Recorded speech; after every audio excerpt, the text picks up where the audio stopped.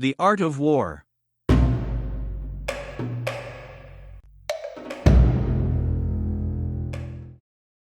Two, waging war.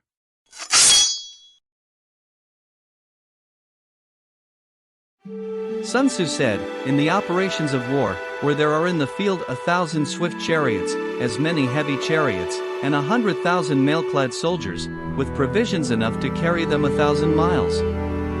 The expenditure at home and at the front, including entertainment of guests, small items, such as glue and paint, and some spent on chariots and armor, will reach the total of 1,000 ounces of silver per day.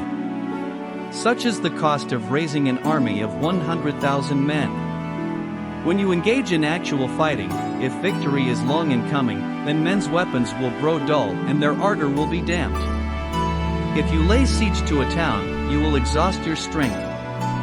Again, if the campaign is protracted, the resources of the state will not be equal to the strain.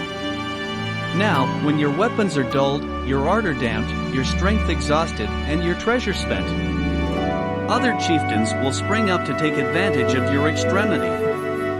Then no man, however wise, will be able to avert the consequences that must ensue. Thus, though we have heard of stupid haste in war, cleverness has never been seen associated with long delays. There is no instance of a country having benefited from prolonged warfare.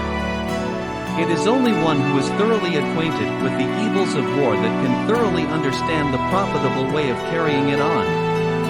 The skillful soldier does not raise a second levy, neither are his supply wagons loaded more than twice. Bring more material with you from home, but forage on the enemy. Thus the army will have food enough for its needs. Poverty of the state exchequer causes an army to be maintained by contributions from a distance.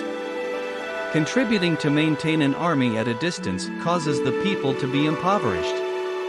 On the other hand, the proximity of an army causes prices to go up, and high prices cause the people's substance to be drained away. When their substance is drained away, the peasantry will be afflicted by heavy exactions. With this loss of substance and exhaustion of strength, the homes of the people will be stripped bare, and 3/10 of their income will be dissipated, while government expenses for broken chariots, worn-out horses, breastplates and helmets, bows and arrows, spears and shields, protective mantles, draft oxen and heavy wagons, will amount to 4/10 of its total revenue. Hence a wise general makes a point of foraging on the enemy. One cartload of the enemy's provisions is equivalent to 20 of one's own, and likewise a single pickle of his provender is equivalent to 20 from one's own store. Now in order to kill the enemy, our men must be roused to anger, that there may be advantage from defeating the enemy, they must have their rewards.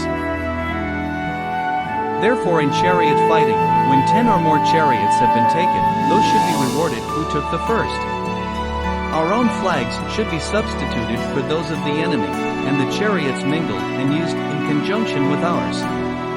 The captured soldiers should be kindly treated and kept. This is called using the conquered foe to augment one's own strength.